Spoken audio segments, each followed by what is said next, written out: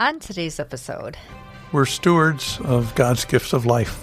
And so to be the best steward, you want to know as much of the score as you can, so you can make the right decisions and do the right thing. And that also means that sometimes you have to acknowledge there just isn't enough data available. And there is stuff like that out there where no matter how much research you do, it just seems at this stage of the game to be inconclusive. Welcome to the Life Challenges podcast from Christian Life Resources. Our world today presents people with complicated issues of life and death, marriage and family, health and science.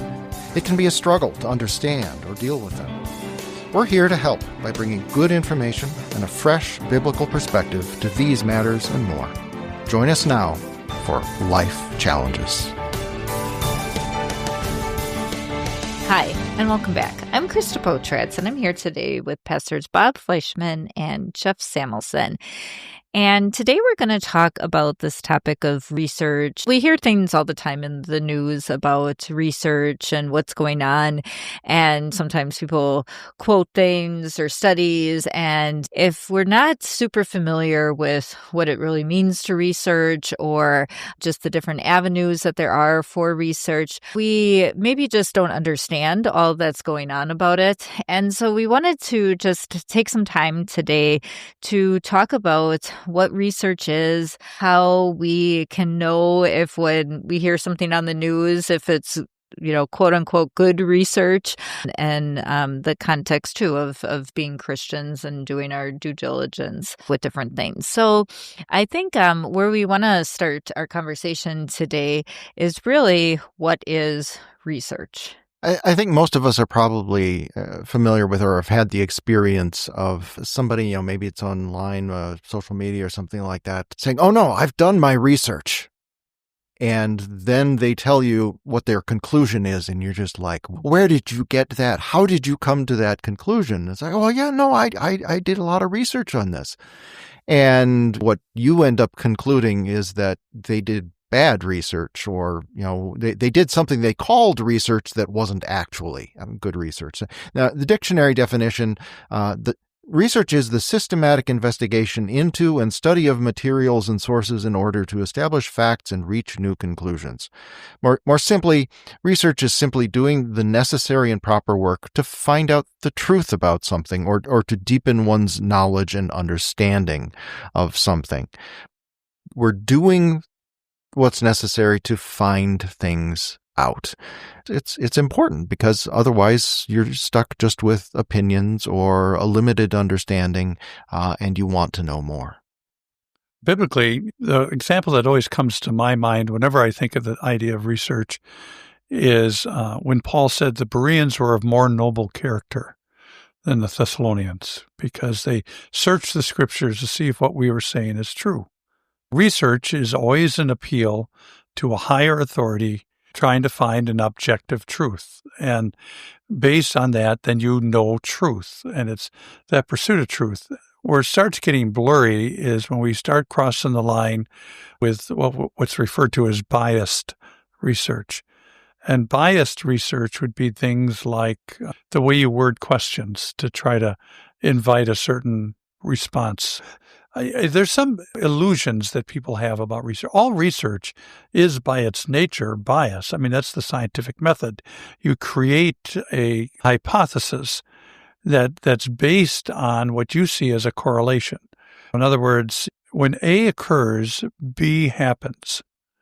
So my theory is that A causes B. And then you do a series of testing and everything to see if A is just a correlation, which means that it happens, but there are other things involved, or is it a cause? Is it a causation? I'll give you a good example. The old joke is, doctor, every time I raise my arm, my leg hurts.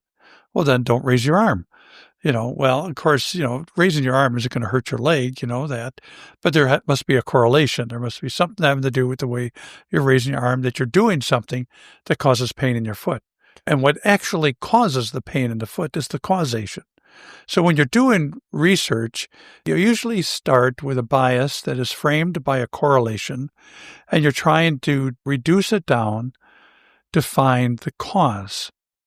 And what we see a lot, and what I think Jeff had referenced when you're looking at social media, is people see a lot of correlation, and then they draw some conclusions without having done the research to see if there's a causation. And it's critical because correlation is what always causes you to go, oh, yeah, I see that. Yeah, I think that's true. And yet correlation doesn't mean really hardly anything. That's why oftentimes there used to be a rule in research that anytime somebody published a study that said there should be a treatment in 10 years, the big joke always used to be 10 years is like an infinity symbol. We have no idea when this is going to come out. Why? Because there's a lot of correlation in there. There's not a lot of causation yet. Yeah, when you started with the doctor story, Bob, I thought you were going to do the other one, which is, doctor, I've got so much pain. It just hurts so much. Well, what's wrong? It's like every time I touch my knees, it hurts. Every time I touch my feet, it hurts. Every time I touch my face, it hurts. What's wrong, doctor? I think your finger's broken. Yeah. They're looking at the wrong thing. Yeah.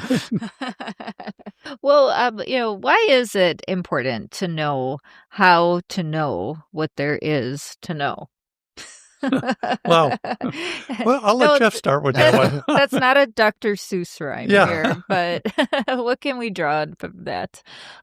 I'd say two things. It's about certainty and it's about communication and persuasion. Certainty, because without confidence that a conclusion was reached through the proper means, you can't have confidence that the conclusion is correct.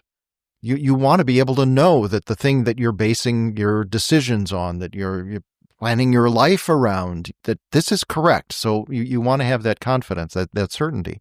And with the communication and such, if you can't show others that your conclusion was reached through the proper means, or that your arguments are based on such conclusions, it's going to be hard to convince them. It's going to be hard to show them that you should be taken seriously, let alone persuade them that you're actually right about that thing. And I think a lot of people miss that today. They just assume that because they're shouting loud enough or they're saying it often enough and in enough places that's going to convince. But what really is going to have the power to persuade is the actual evidence that you've done the research, that your conclusions are proper. Mm-hmm. And that means starting at the right point. What are you trying to conclude? If you watch some of these minor channels, they run these commercials and it's like, I use this medicine. With this medicine, I'm able to climb ladders again, and I'm able to leap mountains and run faster than a speeding bullet and all that kind of stuff. And then at the very end, unless you have a high-resolution television, you don't even see the fine print, which says none of these claims have been verified. But what it means is you've found anecdotal evidence. Somebody took it and they said they feel fine and so forth. You're going to want to know what was the methodology behind it. And today with the internet, it not only puts greater responsibility on you as the consumer, greater responsibility to check it out, but it also creates a wider arena of people coming in with every goofy argument that you could possibly have. And so you have to ask yourself, what is a good criteria? How do I know?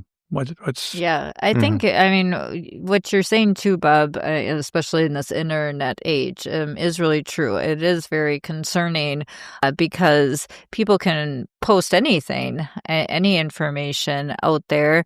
They can say it's true, and it seems like a lot of people believe them. It's not just that anybody can put anything out there. It's often pretty polished. It's professional looking.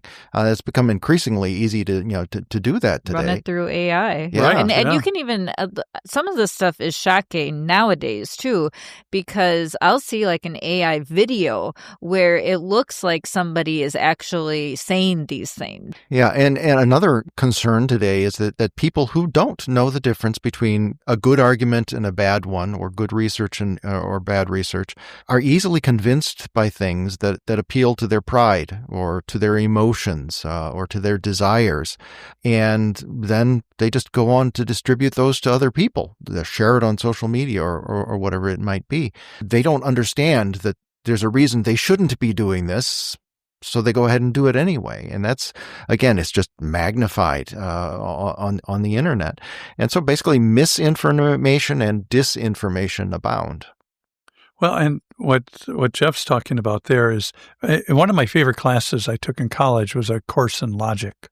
The arguments that are used in polemics, when people are arguing, some of the arguments are what are called argumentums ad hominems, which are arguments to the person. Some of them are arguments with false premises, and you got to be willing to divide out an assertion as opposed to a fact. And when people are building an argument, are all the elements there? And one of the concerning things is logic instruction is part of the humanities department in a university.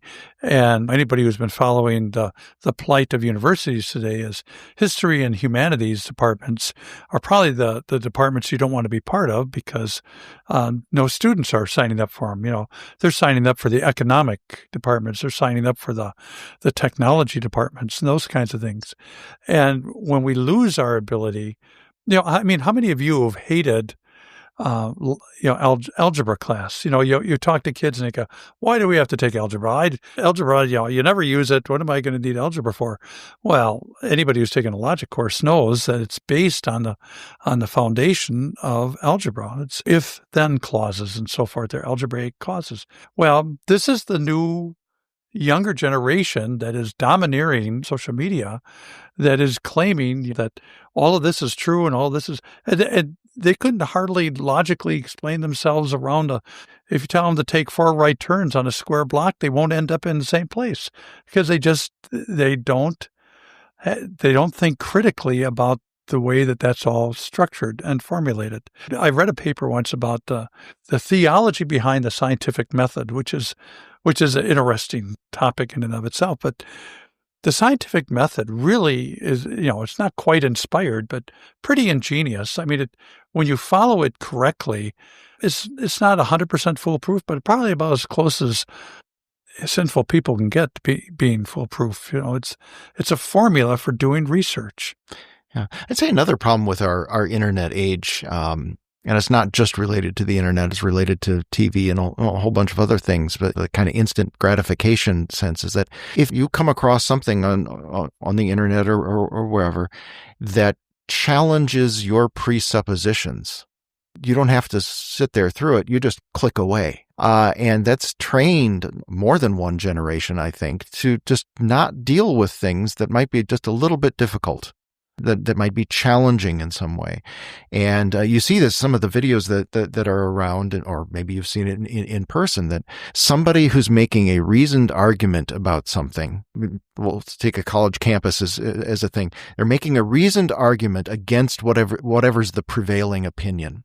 And there's somebody from the audience who's asking questions and who's being challenged on this. And it's supposed, you want it to be a debate, and yet the one who's making the prevailing point can't respond to whatever the reasoned person is saying, and they just explode. They just can't deal with it because they are so used to just having that option of, I don't have to deal with the thing that challenges my presuppositions.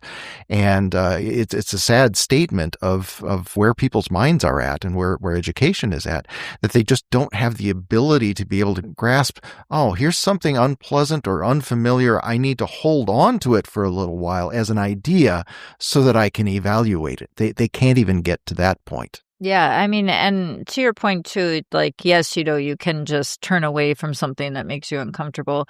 But nowadays too, you can also just find a lot of validation in what you want to believe too. Mm-hmm. And I also just think, just in the topic of news, there definitely are more liberal news outlets and then more conservative ones. And so you can just choose what it is you want to hear, almost in a sense, because of of the way sometimes people spin stories too. They can make one thing that maybe you would think, okay, like it's not even one way or the other. They can make it sound one way or the other, and it can validate whatever position you hold. So we've talked negatively, like how all the misinformation that is out there.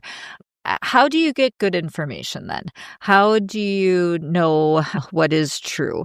What is really the gold standard in means or methods to find out what there is to know on a subject or to answer a particular question?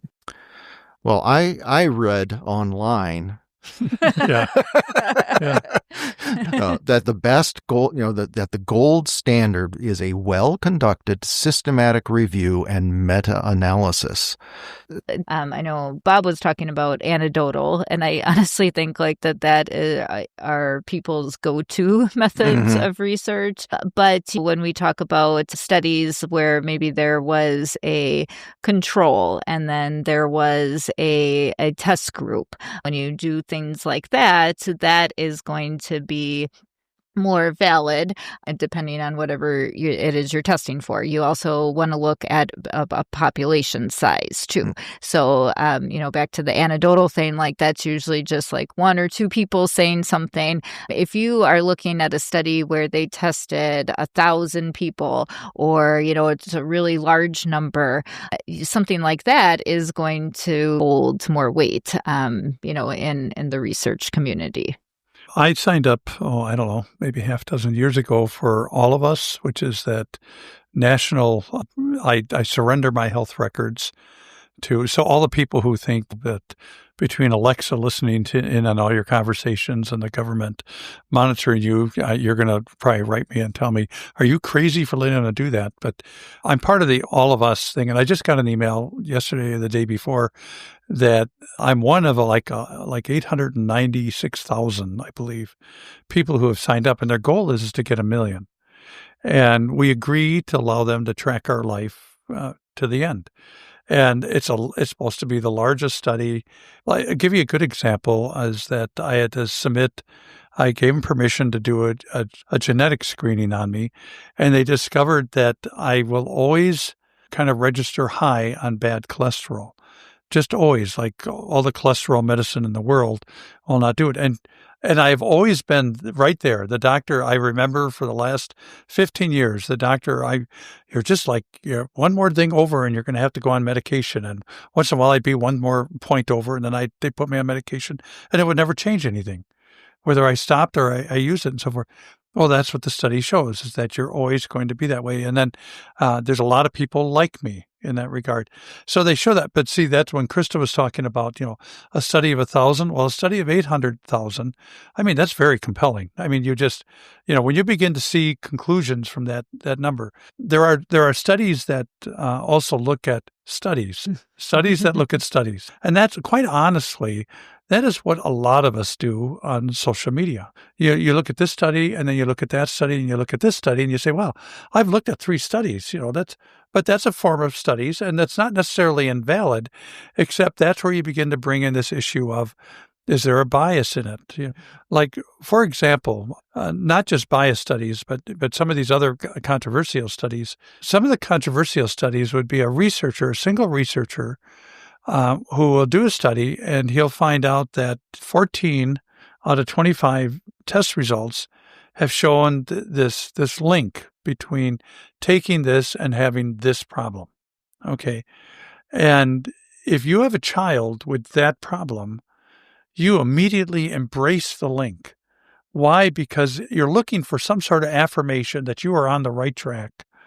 And now you've got it. Now, mind you, that study proves nothing unless it's combined with a bunch of other studies, but that's kind of how people get going on this. And so they get going and then later on they find that all they had discovered was a correlation and not a causation. That's actually a documented problem in science in recent years, that people are announcing these great results from some study that they've done, and they get published and they get fame. Maybe they write a book or something like that, and then somebody else comes along and tries to replicate their research, and it fails. Yeah. And that just shows it's like, okay, and that's the meta of a meta-analysis, that, you bring in all sorts of things that are studying the same question, and then you combine the answers. Now there can even be, you can mess up a meta-analysis as well, because if you take 8 studies that are based on really good research, and you got the data from those, and then you also bring in 2 more that are based on really bad research or biased research, and then you average everything together, you're getting a lot farther away from accurate. And if those 2 are really out there with their results, you may be bending things very much towards the wrong conclusion. And so, even there, you've got to have a sense of, okay, what studies are worth, including here? Did this one have the proper controls? Was this one biased somehow in terms of, who they included? I mean, there's famous thing in political polling from back, I guess it was like the 1920s, 1930s, something like that. And they thought they'd come up with a really good way to, poll people on this political question. And so they called people up and they asked them, their opinions on these things. And they said, this is what America thinks. Well, the problem was that at that time, the only people who had phones in their homes were the more wealthy people. Yep. And so they did not get a snapshot of the entire population. They just got a snapshot of a particular portion of the population. And that just illustrates it's like you've got to control for things in order to get good answers.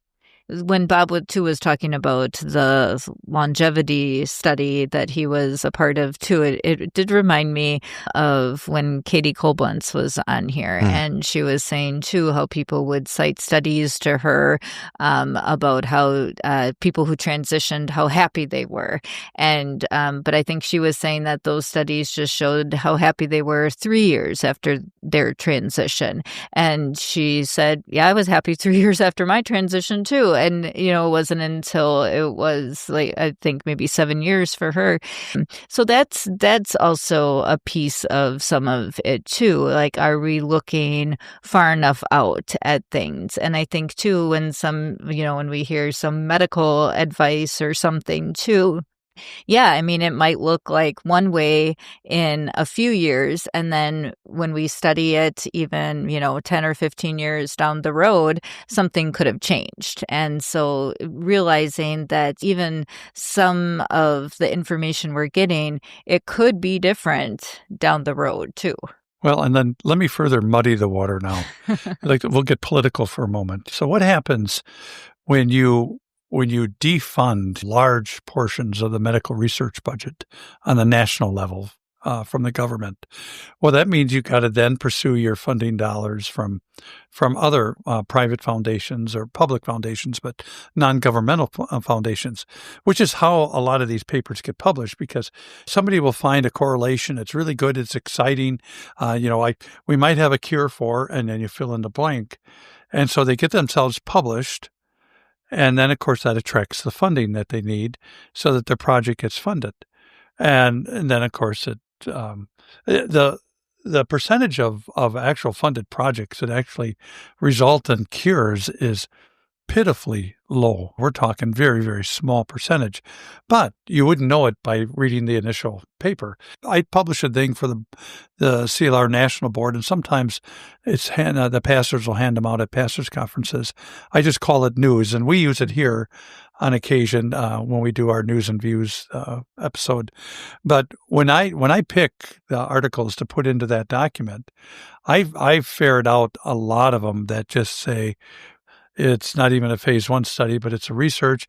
And the moment they use subjectives, and so, this could be, it might possibly lead to, I almost eliminate 90% of those because they never lead to anything, but they get you excited and they get funding.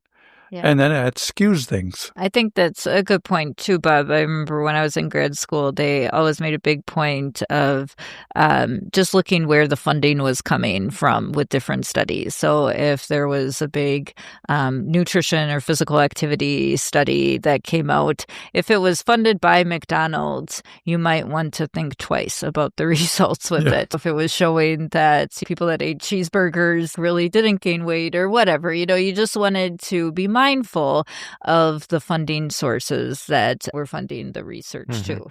Well, and that's always been a problem, like the early smoking research and all that kind of stuff. When Philip Morris was funding it, well, what a surprise the way it came out. Things like that, that's the bias that infiltrates. And I think what we need to do is provide some guidance to people, and that is you've got to think critically about the research you're looking at. First of all, research that you get after looking on the internet for 10 minutes means almost nothing to me.